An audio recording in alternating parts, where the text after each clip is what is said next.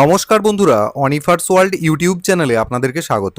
গ্রামীণ এলাকাতে যেসব পরিবারের এখনও ব্যক্তিগতভাবে শৌচাগার বাড়িতে নেই, তাদের জন্য একটা ভালো খবর। স্বচ্ছ ভারত মিশন গ্রামীণ যোজনাতে বাড়িতে শৌচাগার নির্মাণের জন্য আবেদনপত্র গ্রহণ করা হচ্ছে, যেটাকে ইংরেজিতে বলা হচ্ছে ইন্ডিভিজুয়াল হাউসহোল্ড ল্যাট্রিন, মানে IIHL। তো যদি আপনারা এখানে আবেদন করতে চান, শুধুমাত্র গ্রামীণ এলাকার মানুষরা তাদের পরিবারের জন্য এই আবেদন করবেন এবং ডিবিটির মাধ্যমে সরাসরি আপনাদের ব্যাংক অ্যাকাউন্টে 12,000 টাকা সরকারি সহায়তা প্রদান করা হবে। তো আবেদনপত্রটি কিভাবে আপনারা হাতে লিখে ফিল আপ করবেন সেটা আমি আপনাদেরকে একটু দেখিয়ে দিই। এই যে স্ক্রিনে ফর্মটা দেখতে পাচ্ছেন, এই ফর্ম আপনারা আপনাদের বিডিও অফিস থেকে সংগ্রহ করবেন।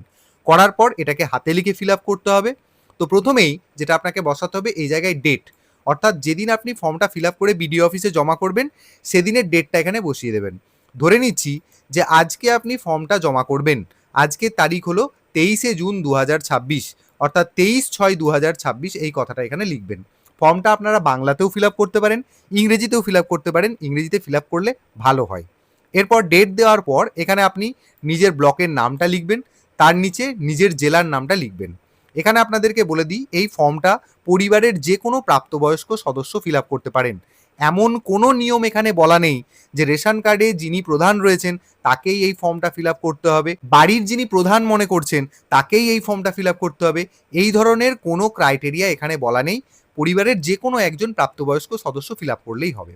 এরপর কিছু তথ্য আপনাদেরকে দিতে হবে। টোটাল 13 থেকে 14টা জায়গা রয়েছে এই ফর্মের মধ্যে, যেগুলো আপনাকে ফিল আপ করতে হবে। 1 2 3 4 5 করে দেওয়া রয়েছে, দেখে নেবেন। এই জায়গাটা অনেক কিছু লেখা রয়েছে, তবু আপনাদেরকে বলে দিই যে ডিবিটি মোডে আপনাদেরকে 12,000 টাকা ল্যাট্রিন অর্থাৎ শৌচালয় কনস্ট্রাকশনের জন্য ব্যাংক অ্যাকাউন্টে দিয়ে দেওয়া হবে। তো ফর্মটা ফিল আপের শুরুতে 1 নম্বরে যেটা রয়েছে, নেম অ্যাজ পার আধার, অর্থাৎ যিনি আবেদন করবেন তার নামটা আধার কার্ডে যেমন রয়েছে ঠিক তেমনটা এখানে লিখবেন। ইংরেজিতেও লিখতে পারেন, বাংলাতেও লিখতে পারেন। সচরাচর এখন আধার কার্ডগুলোতে ইংরেজিতেই নামটা লেখা থাকে, তাই চেষ্টা করবেন ইংরেজিতেই নামটা এখানে লিখে দেওয়ার। তারপর এখানে রয়েছে অ্যাড্রেস, আপনি এখানে নিজের গ্রামের নাম, তারপর আপনার পোস্ট অফিসের নাম, আপনার জেলা, আপনার থানা, পিনকোড সমস্ত কিছু ছোট ছোট করে এই বক্সটাতে লিখবেন। লেখার পর যিনি আবেদন করছেন তার আধার নম্বরটা এখানে বসাবেন। তারপর এখানে যিনি আবেদন করছেন তার মোবাইল নম্বরটা এখানে বসাবেন। মোবাইল নম্বরটা বসানোর ক্ষেত্রে সতর্কতা এটাই অবলম্বন করবেন যেন এই মোবাইল নম্বরের সাথে আধার লিঙ্ক করা থাকে এবং আপনার ব্যাংক অ্যাকাউন্টের সাথে যেন অবশ্যই ডিবিটি লিঙ্ক করা থাকে। এই জিনিসগুলো একটু খেয়াল করে তবে ফর্মটা ফিল আপ করবেন। এরপর যিনি আবেদন করছেন তার ভোটার কার্ডের নম্বর বা এপিক নম্বর এই ঘরে বসাবেন। তারপর আপনার পাড়ার নাম বা মহল্লার নাম যদি কিছু থেকে থাকে, অর্থাৎ যেটাকে এখানে হ্যাবিটেশন বলা হচ্ছে, মানে পাড়ার নাম যদি থেকে থাকে সেটা আপনি এখানে বসাবেন। তারপর আপনি যে গ্রামে বসবাস করেন সেই গ্রামের নামটা এখানে লিখবেন। কোন পঞ্চায়েতের অধীনে বসবাস করেন পঞ্চায়েতের নাম এখানে লিখবেন। কোন ব্লকে বসবাস করেন ব্লকের নামটা এখানে লিখবেন এবং এখানেতে নিজের জেলার নামটা লিখে দেবেন। তারপর যিনি আবেদন করছেন তার বাবার নাম অথবা তার স্বামীর নাম এই জায়গায় লিখতে হবে। তো যারা এখনো বিবাহ সম্পন্ন করেননি সেই ধরনের পুরুষ বা মহিলা যদি কেউ হন, তাহলে তারা এই জায়গাটাতে বাবার নাম লিখবেন। আর যদি এখানে কোনো মহিলা আবেদন করেন যার বিবাহ হয়ে গেছে, তাহলে এখানে তিনি তার স্বামীর নামটা লিখবেন। এরপর যিনি আবেদন করছেন তিনি পুরুষ নাকি মহিলা সেটা এখানে লিখবেন। পুরুষ হলে মেল কথাটা লিখবেন, আর মহিলা হলে এই যে ফিমেল কথাটা রয়েছে ফিমেল কথাটা এখানে লিখবেন। যার যেমন জেন্ডার সেই অনুযায়ী লিখবেন।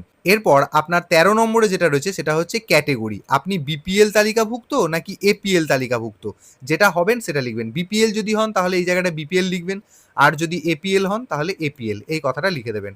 এরপর আপনার সাব ক্যাটেগরি, যদি আপনি বিপিএল তালিকাভুক্ত হন, প্রথমে বিপিএল তালিকার চাওয়া হচ্ছে, দেখুন ভালো করে।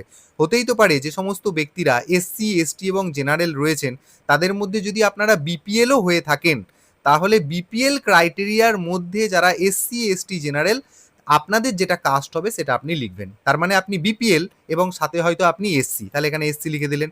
আপনি বিপিএল কিন্তু তার সাথে আপনি এসটি, তাহলে এখানে এসটি লিখলেন। আর যদি আপনি বিপিএল এবং তার সাথে আপনি জেনারেল, তাহলে এখানে জেনারেল কথাটা লিখলেন। এরপর চলে আসছি এপিএল এর ব্যাপার। যে সমস্ত ব্যক্তিরা এপিএল ক্যাটেগরিভুক্ত এবং তার সাথে সাথে এসসি এসটি এবং তার সাথে যদি আপনারা প্রতিবন্ধী কেউ হন বা আপনাদের যদি কোনো জমি না থাকে মানে ভূমিহীন হন, এবং তার সাথে যদি কেউ ছোটোখাটো কৃষক হন, তারপর মার্জিনাল ফার্মার্স মানে প্রান্তিক কৃষক যদি কেউ হন, বা যদি কোনো পরিবারেতে নারী প্রধান পরিবার হয়, তাহলে সেক্ষেত্রে আপনাদেরকে এই জায়গাটা ফিল আপ করতে হবে। অর্থাৎ আপনাদের সাব ক্যাটেগরিটা এই জায়গায় লিখতে হবে। মানে আপনি কি এপিএল তো বটেই, তার সাথে সাথে আপনি যদি এসসি হন তাহলে এসসি লিখলেন, যদি এসটি হন তাহলে এসটি লিখলেন, যদি আপনি হন প্রতিবন্ধী তাহলে এখানে পার্সন উইথ ডিসেবিলিটি এই কথাটা লিখবেন, যদি আপনার কোনো জমি জায়গা কোথাও কিছু না থেকে থাকে তাহলে আপনি লিখলেন ল্যান্ডলেস লেবার, যদি আপনি ক্ষুদ্র কৃষক হন তাহলে এখানে স্মল ফার্মার্স এই কথাটা লিখবেন, যদি আপনি মার্জিনাল ফার্মার অর্থাৎ প্রান্তিক কৃষক হন তাহলে এই মার্জিনাল ফার্মার্স কথাটা লিখতে হবে। এই ক্যাটেগরির মধ্যে যে অপশানগুলো এখানে দেওয়া রয়েছে এর মধ্যে থেকে যেটা আপনি হবেন সেটা আপনি এখানে লিখবেন, প্রত্যেকটার মানে আমি বলে দিলাম। আর লাস্টেরটা হচ্ছে ওমেন হেডেড ফ্যামিলি, অর্থাৎ যে পরিবারে মহিলা হচ্ছেন প্রধান তাহলে তাকে এই ঘরে ওমেন হেডেড ফ্যামিলি এই কথাটা লিখে দিতে হবে। এরপর যিনি আবেদন করছেন তার ব্যাংক ডিটেলস চাওয়া হচ্ছে।